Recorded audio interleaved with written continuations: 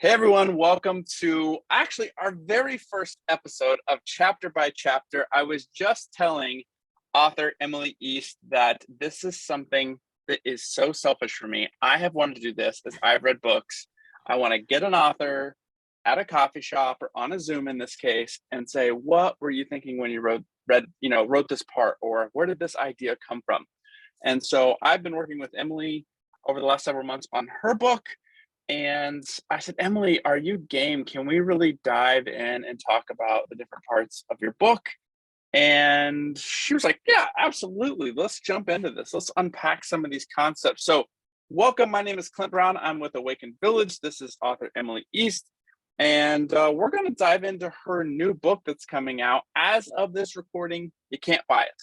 So if you're listening to this now, it's not available, but it will be later this year. And hopefully you will be first in line to get a copy or to grab a copy directly after this. You can dive into this. Emily, would you be so kind? You have no idea what I'm going to ask you. I told you. I don't. You don't know. So you're just present tense. I did not send you the questions in advance.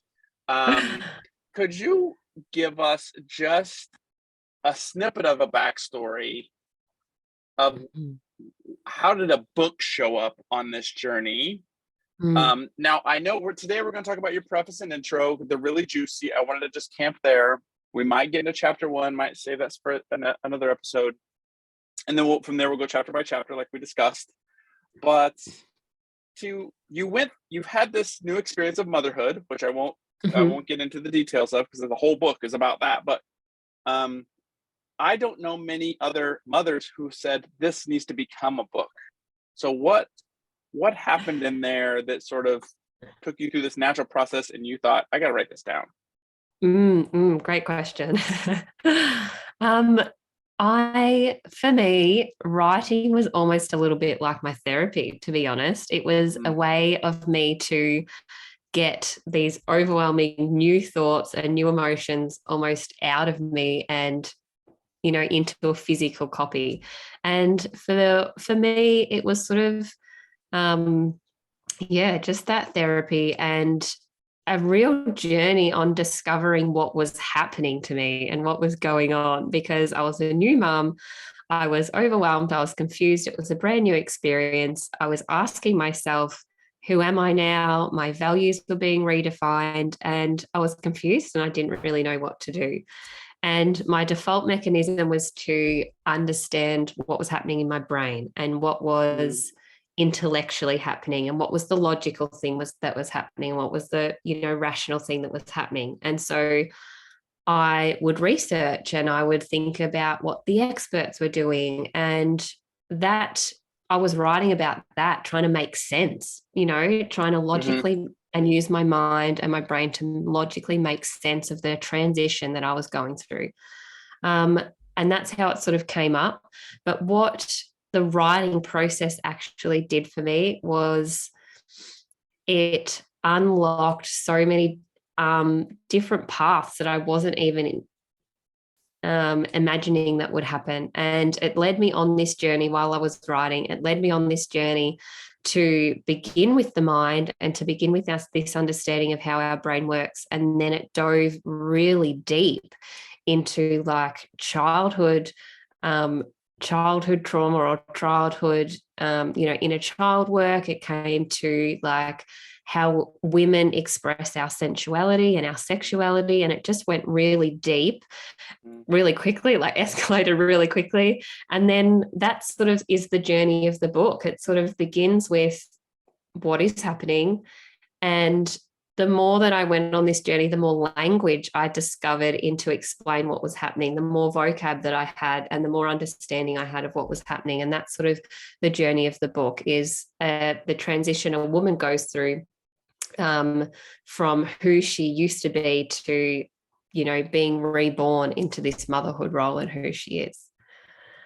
I really appreciate that. And when I got to read an early copy of it and then now rereading, it has the same vulnerability that I appreciated at the beginning, which was if you could get a new mom 2 glasses of wine in, and just say, what is going on? It has Yeah. that sort of candor, Yes. which is refreshing because as a parent, I have 4 children. There's so many raw moments as a parent that are Mm. disorienting.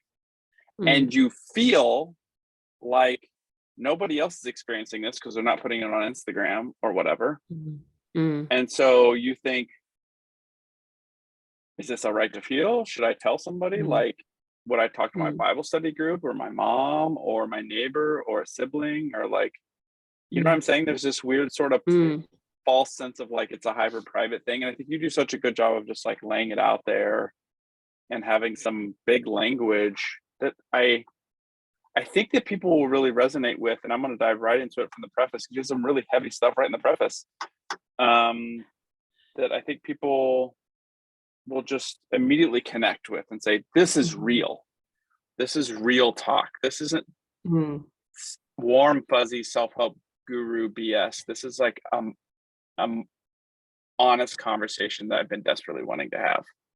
Oh, great. That's lovely. And I think that's really the hope for it as well, is to bring out from the shadows so much of the motherhood journey that isn't told or that isn't seen, and those parts that perhaps we're a bit embarrassed by, or perhaps the parts that we cringe. There's parts in the book that I cringe when I write them, but I also feel like this story needs to be told. And it is sort of heavy and it is sort of shadow work, but I think it's all about finding joy, and it's light and it's fun, and it's in a way that we can relate to each other and have that camaraderie as well, and to almost laugh at ourselves a little bit too. So I'm really grateful that that's the vibe that you got, because that's 100% what I was going for when I was writing.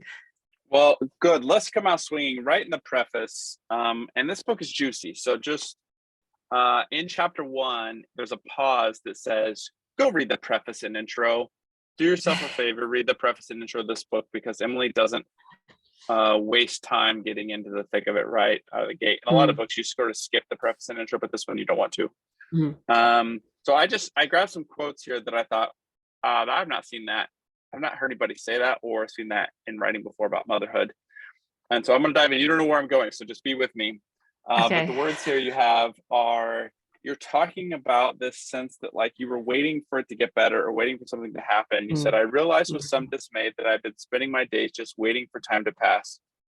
And the sentence before that, you were just talking about waiting and waiting and waiting for this, waiting for that, which really meant I was waiting to die.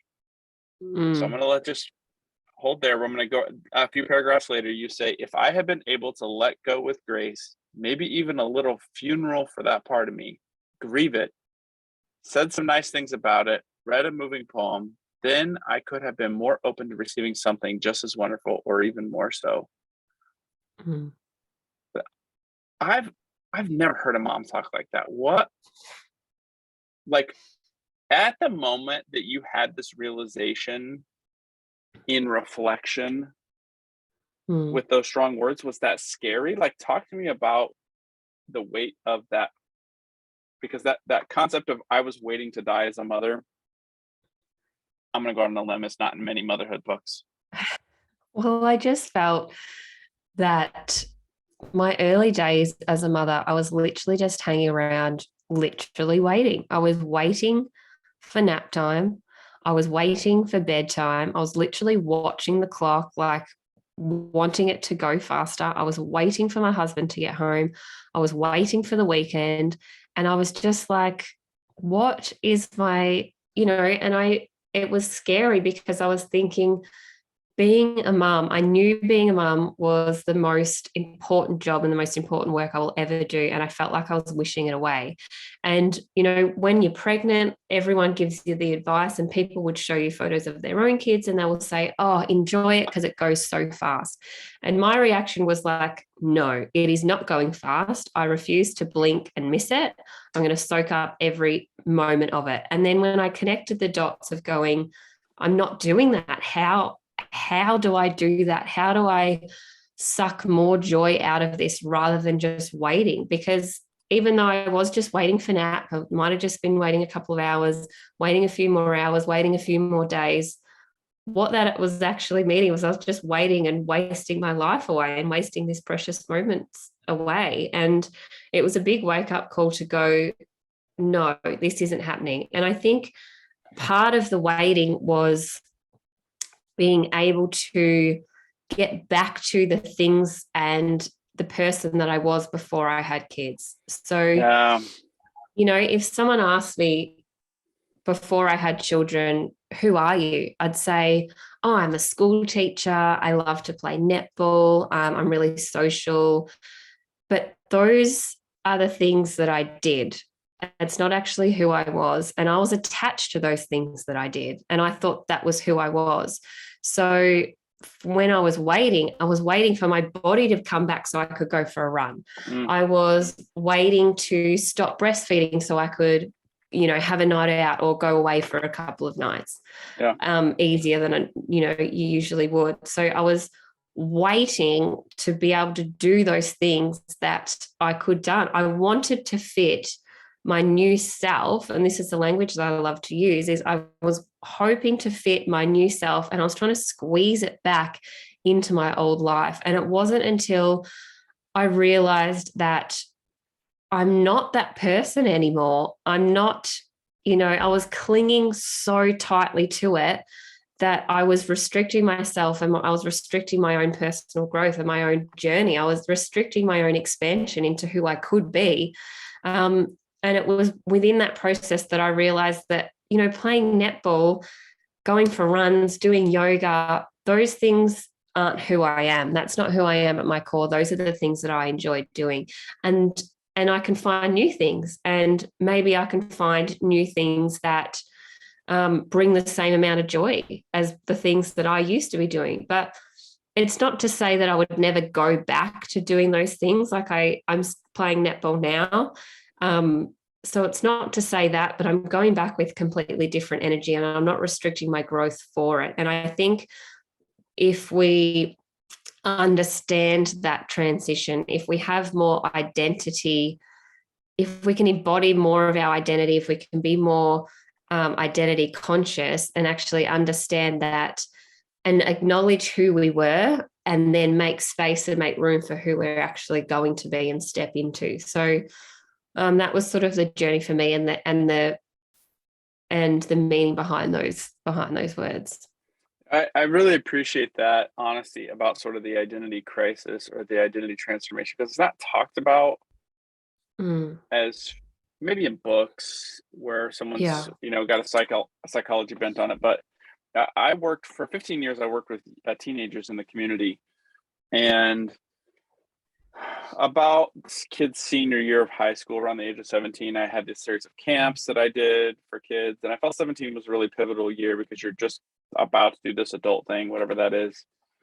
And I would give a talk, and the parents would show up expecting me to give a talk to the kids, and they were really shocked that it was a talk to the parents. And I would say, you're about to go through an identity crisis because you've got your identity wrapped up in your kids' activities, right? Your kids right now, Emily, are so young that you're sort of still the master of ceremonies, but here in a few short years, if they're half as athletic as you are, they're probably going to be into stuff.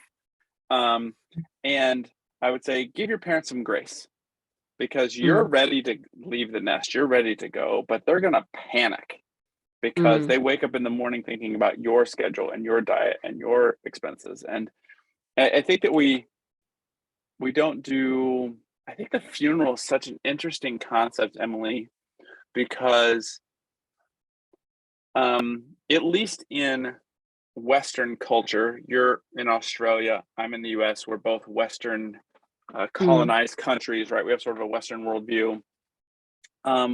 We've lost a lot of ceremony. We've lost a lot of transitions. We've lost the coming of age, which you talk about. We've lost these sort of transitional things that say the old is gone, the new has come. We're just sort of somehow supposed to just smoothly morph into the next thing, whatever that is. And then you have a baby, and it's like abrupt. It's like a drowning and a 2x4 to the face, and then someone just deleted all your old files, and you're just like, what is going on? Yes. there wasn't much transition. So I like the concept of the funeral because it's something culturally we can look at and say one chapter is complete, another chapter starting. Mm, mm.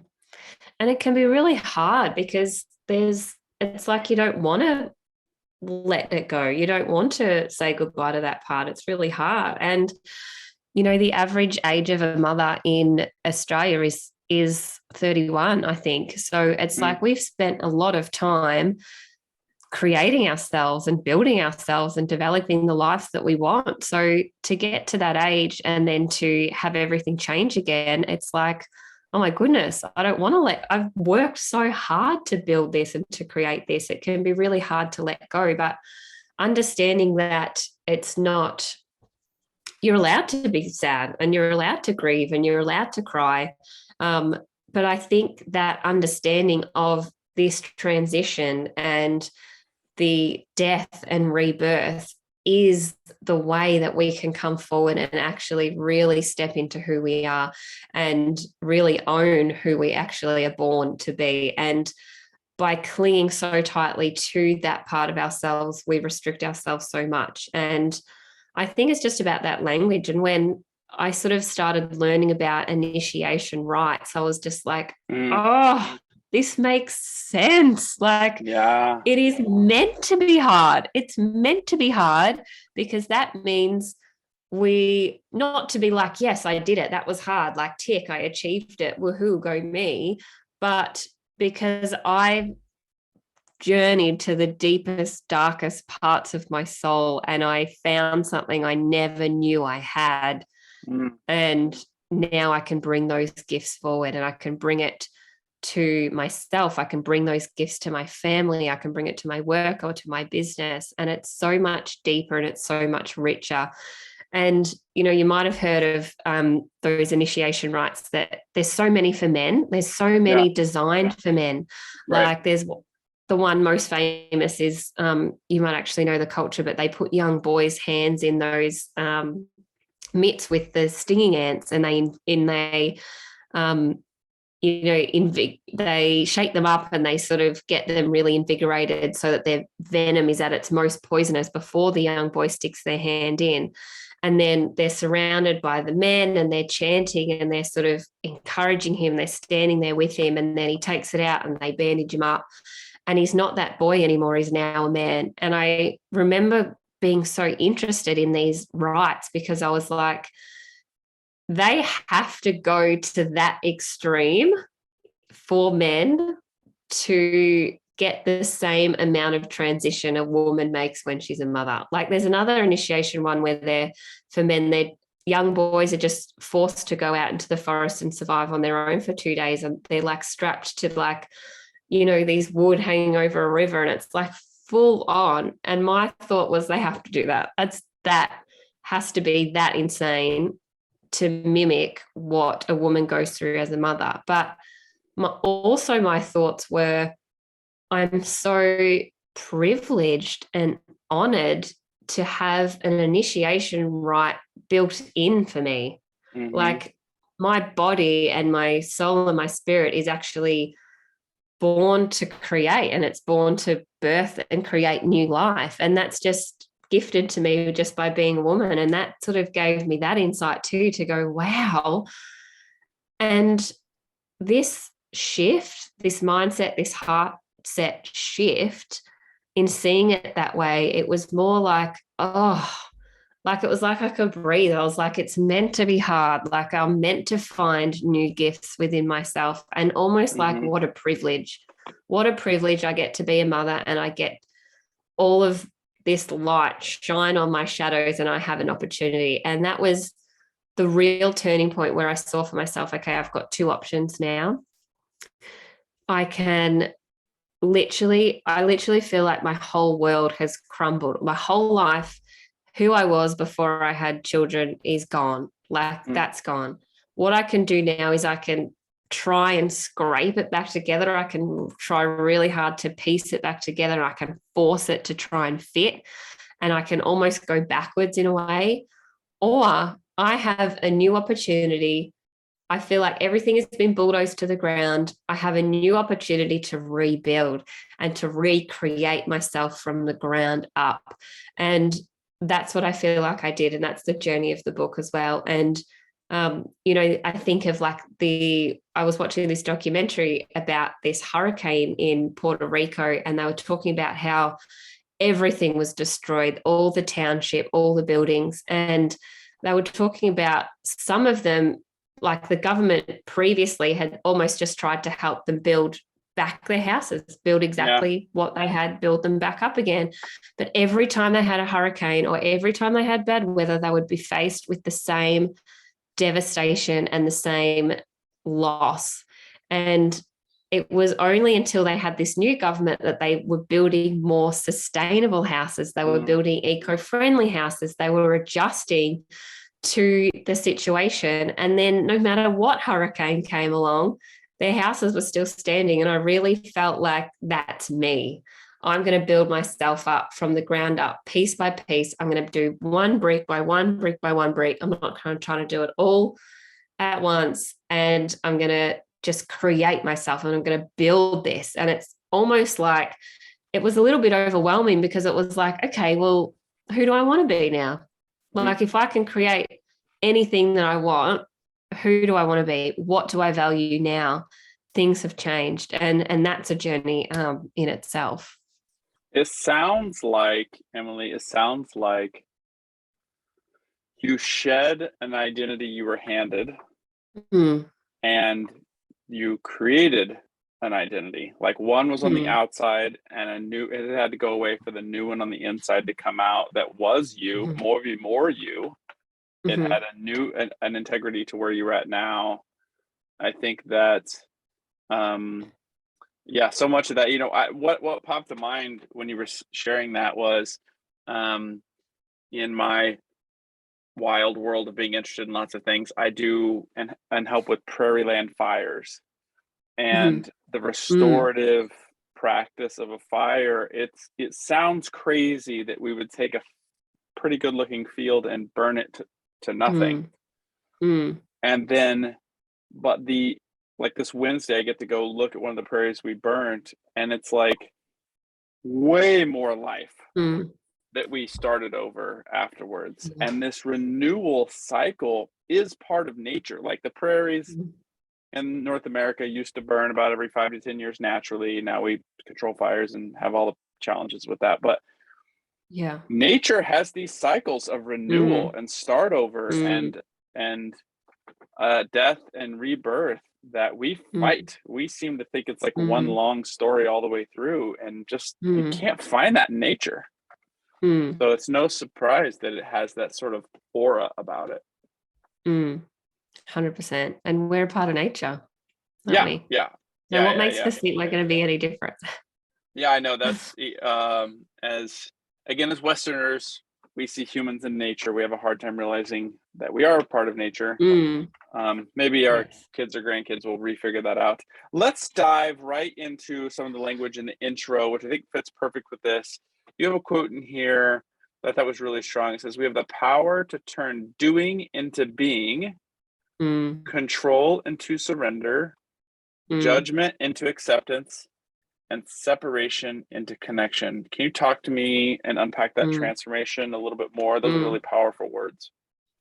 I feel like that's literally the whole parts of the book, and it really defines what I'm sort of calling and labeling the old paradigm versus the new paradigm of motherhood. And I very much feel like the old paradigm of motherhood was very much focused on what we did for our children, what we achieved, what we produced. And with that comes a lot of control, and we separate ourselves from our intuition to do what we feel like we should do, or we separate from ourselves to ask for experts' advice because there's so much opinion and noise out there. That is the old paradigm of looking outside of ourselves before we look inward. And the new paradigm is very much more so about who we are and the energy that we bring rather than what we do. And there's a story that I sort of share in the book, which I think is really helpful. So to give context, I've got a 2-year-old and a 3-year-old.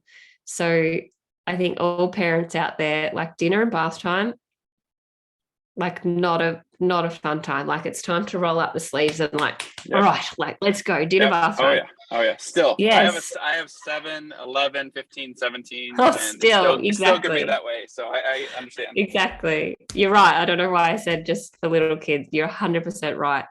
Um, so that was a stressful time for me. It was stressful. It was stressful finding something that, they were going to eat that actually was going to have some nutritional benefits, that wasn't going to be thrown on the floor. Like that was a challenge in itself. And then kids are hungry, like they're pulling at your leg, you're trying to work on the stove, and then it's just full hectic. You're in a tears, I'm flustered, and it's just a stressful time. And I can imagine my husband walking in that door going, whoa, like the air in here is thick with tension.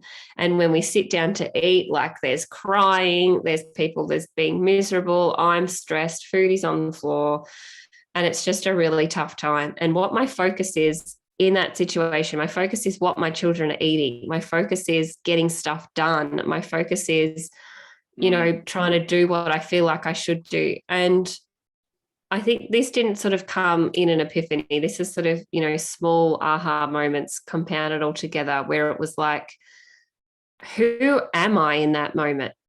Who am I being in that situation? What energy am I bringing? I'm stressed.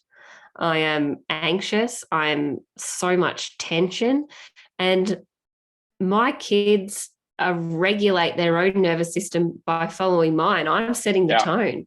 Yeah. They Yeah. don't Yeah. have, and we dive into this and I won't sort of go into it, but our children regulate their own nervous systems by the adults in their lives. And I was stressed, and of course they were stressed.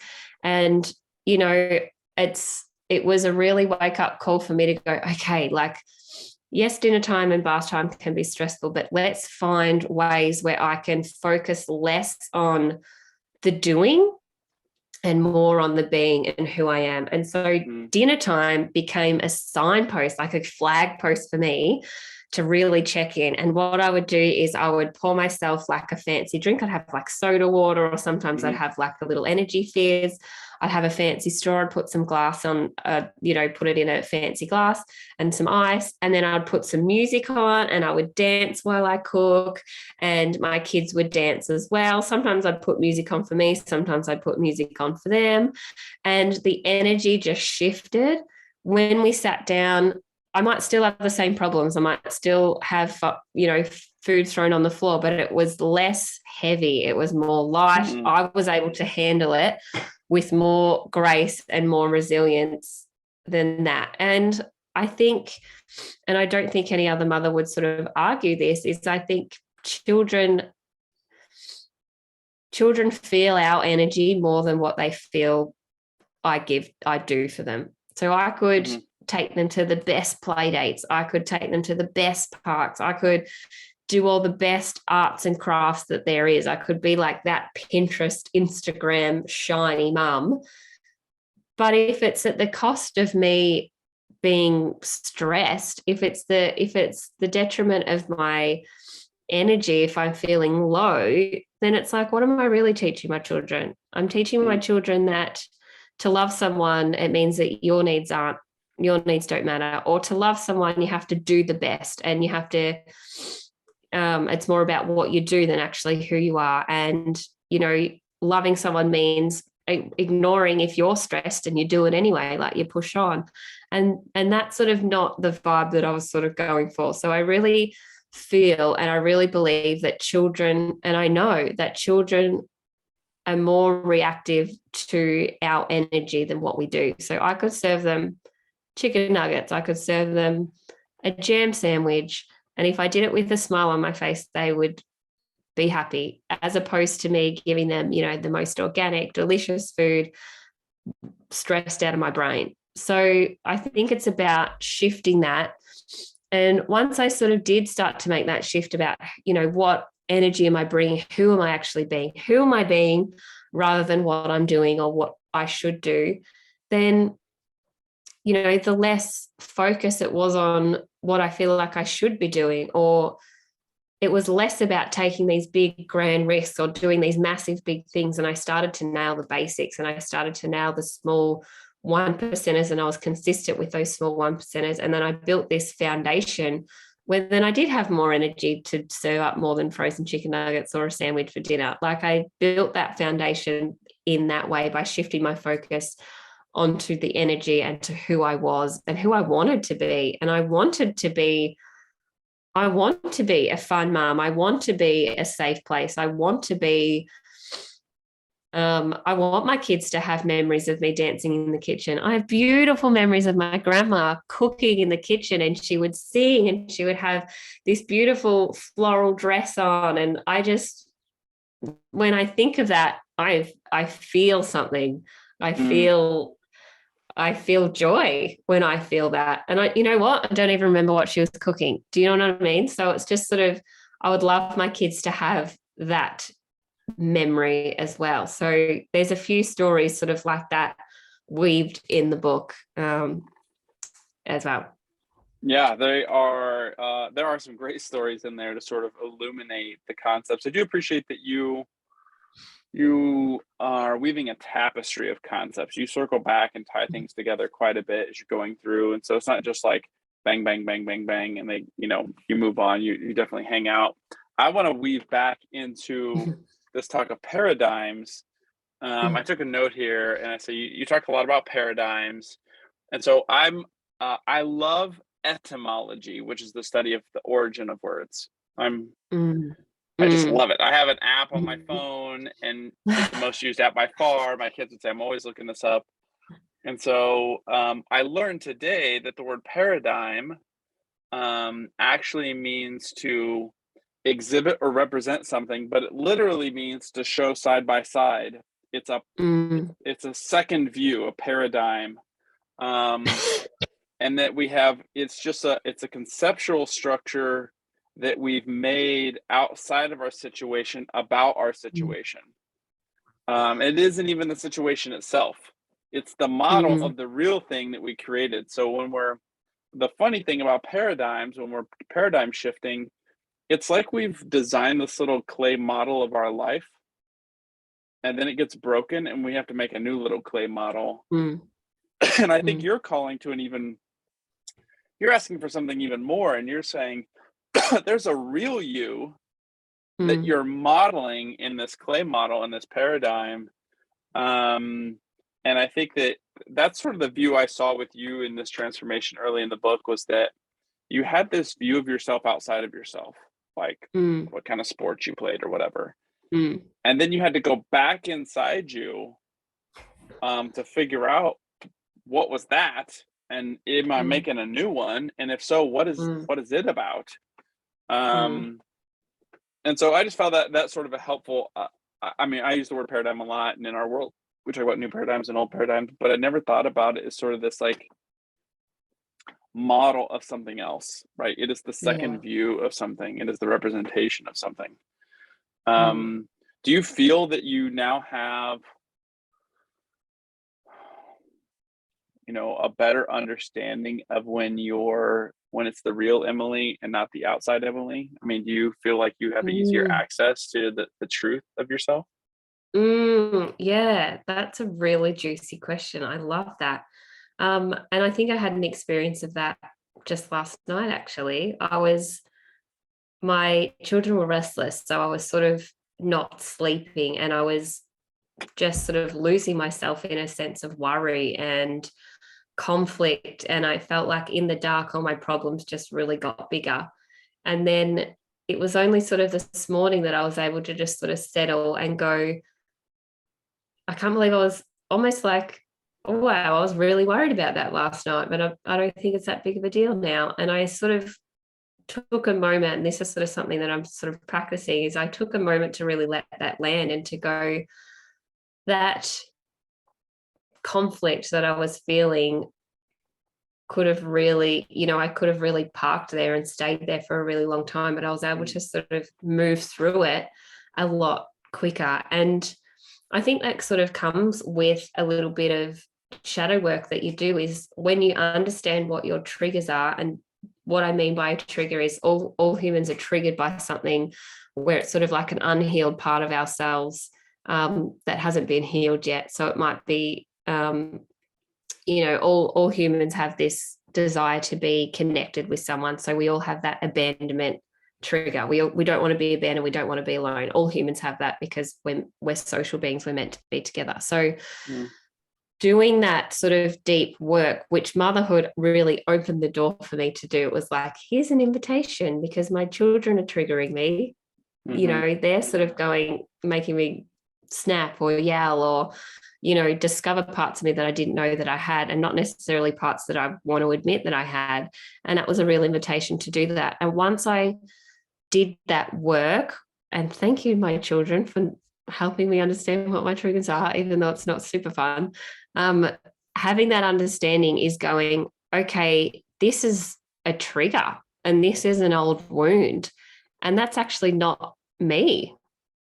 That's actually not the part of me. So, another example, I've got a twin sister and her and I, we're really close and we live just around the corner from each other. And, sometimes we can trigger each other, but we are both at a place right now where we don't act on our triggers. So if she triggers me, an example might be, ringing her and having an angry conversation, or texting her something that's sort of a bit manipulative or mean, and just holding space for maybe wanting to do that and feeling to do that. And maybe our body wants to fight, and maybe we just want to retreat. And in my case, I just want to retreat. I just want to shut out the world. I just want to go to bed. I want to just hide. When I notice my body wanting to do that, it's so helpful to go, oh, that's just an old unhealed part of me. That's actually not me. And once I do that, it's just like, oh, that's not actually who I am. And then it sort of really gives a lot of self-compassion with that language. And it's almost like, okay, here's our trigger. I understand my trigger. I understand why I've been triggered. And, here's what I can do about it. I can either set a boundary or I can heal that part of me or whatever. And just sort of like elaborating on that, understanding who I was and the not real part of me to the real part of me. Having that language and that communication, what that has done for my marriage and my relationship with my husband has been incredible. It's been transformative. Not to say it's made everything easier. It's definitely hasn't made things easier for us, but it has given me the language to explain what's happening, and in a way that I'm not blaming him for anything. He's not taking responsibility for me, because the masculine in our lives want to hold us and protect us, and they feel responsible. So if I'm feeling sad and I'm having really angry emotions, or I'm feeling really depressed, my husband takes that on and he feels responsible for that. But for me to be able to have those conversations of, no, this is my trigger. This is why I was triggered. This is what it was from. I think it helps lighten his load a little bit. And it gives me the responsibility and the power. And it also puts us on the same page, because I can say to him, actually, you triggered me. This is what you did to trigger me. Please don't do that again. I'm going to set a boundary about it, or just know that that's a trigger for me. So if that's how I react, no, it's not your fault. It's just how I'm feeling.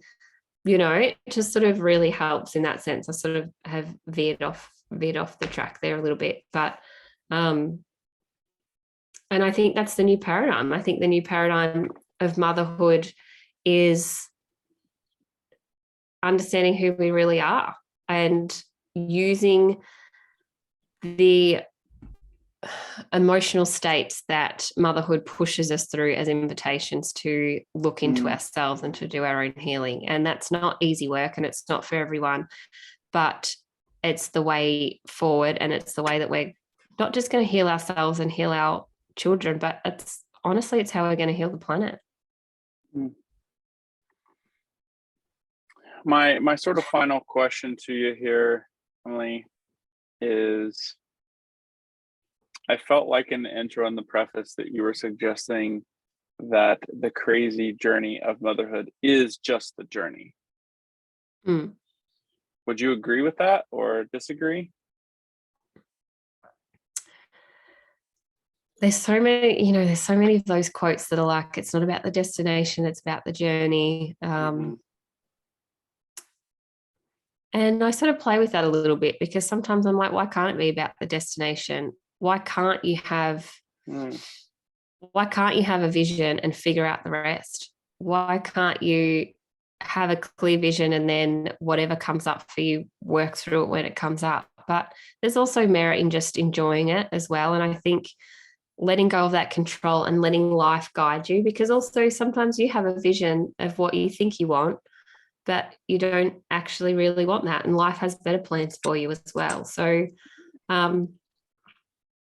it is a journey, but there's a destination as well. And why do we have to choose one? We can have both. We can have the journey, we can enjoy the journey, and we can also have a destination as well. But in a way that we stop and we celebrate our strengths, and that we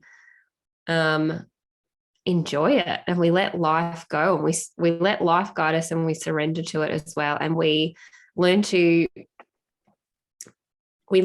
enjoy and ride the waves of life that ebbs and flows, rather than sort of trying to swim against it or getting so stuck, which we can do. We can get so stuck in that vision, and we can get so attached to it that we grip really tightly, like we sort of spoke about with our identity, and things can't flow into our lives. We don't create room for anything great. So I think it's about both. It's about the journey, and it's also about the destination as well. So I think in my book as well, I sort of also talk about what's your goal as a parent, and a lot of people, the most common response is for my children to be happy. But I personally want to aim higher than that. I want to aim bigger than that. I want my children to grow up to adults who can regulate themselves when they're dysregulated, who can take ownership for themselves, who can push through challenges when they're faced with them, and to stand up when things aren't feeling good for them, and to have the courage to create change, and to also obviously feel joy and feel loved, but also to have relationships that test them and that they grow through. And so, and I think that really is every parent's dream as well. It's not to sort of and to do that and to create that, we have to do it ourselves. Our children are mirrors. So yeah, so true. Well, hey, here's what I'd like to do. This has been a really interesting discussion about the beginning of the book. I want to go ahead and we'll wrap up this one. And then I say, the whole point of this show is to do chapter by chapter. Let's let chapter one just kind of hold its own weight, because here we are, we've talked for nearly an hour just about the preface and intro to give you an idea of how juicy her book is. So let's go ahead and wrap up this episode, and then I'll have you back on and we'll do chapter one, and we'll start going through these chapters so everybody can enjoy. I will say chapter one is in the first part of the book, where she starts to break down even more the doing versus being. So we'll be talking about that.